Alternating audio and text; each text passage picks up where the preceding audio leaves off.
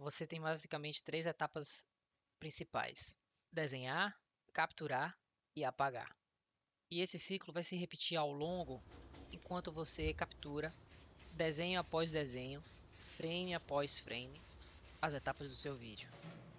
Nesse sentido, essa técnica se assemelha muito ao tradicional stop motion, técnica já conhecida na indústria da animação e que faz uso de uma câmera com tripé que captura frame após frame uma cena pré-determinada iluminada por luz natural ou artificial presente na cena. Esse não é um tipo de animação que é fácil de você mudar depois o que foi impresso no momento que você clicou a foto. Você vai precisar de uma lata de látex branco, um pincel, uma lata de spray preto.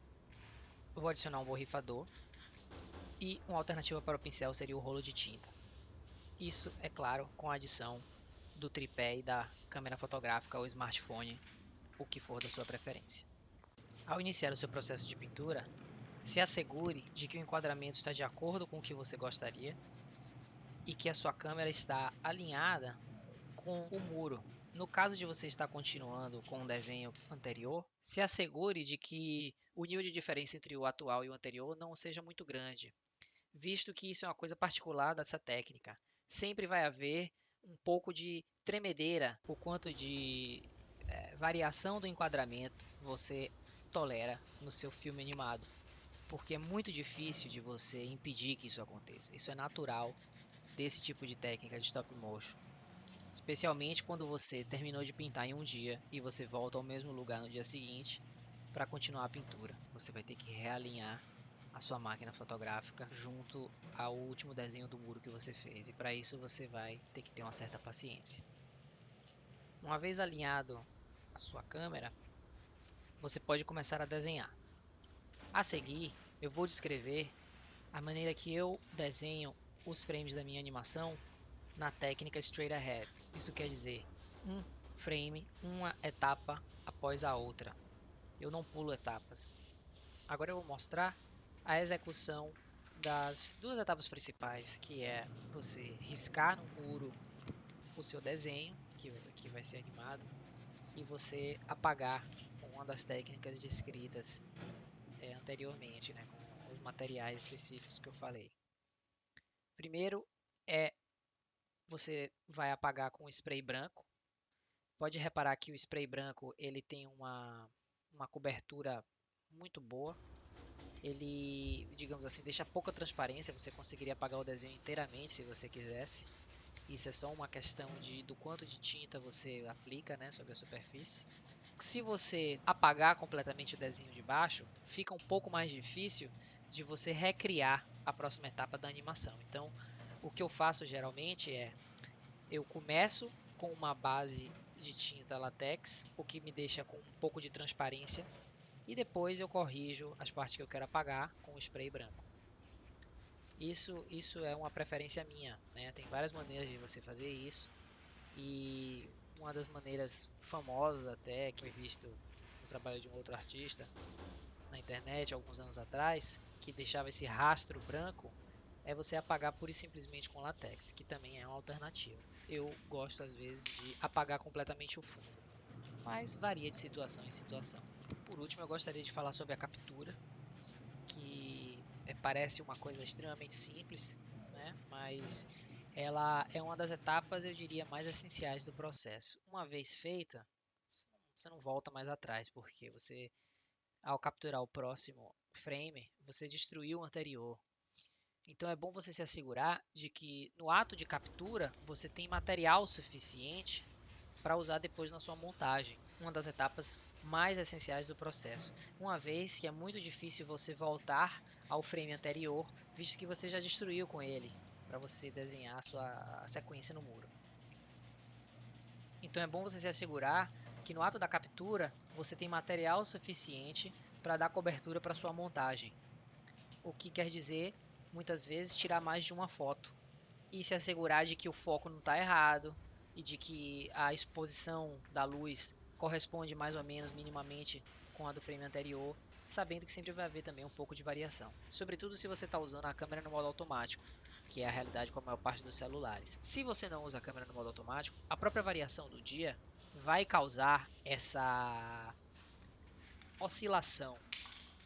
Para que isso não interfira demais na qualidade do trabalho final, o ideal é que você tenha mais de uma foto por frame, né? Você faça uma seleção após o término do trabalho de captura, quando você for editar, de quais teriam sido os melhores cliques que mantém a luz mais ou menos equilibrada com a do frame anterior, que realmente permite que tenha uma leitura boa do traço da arte.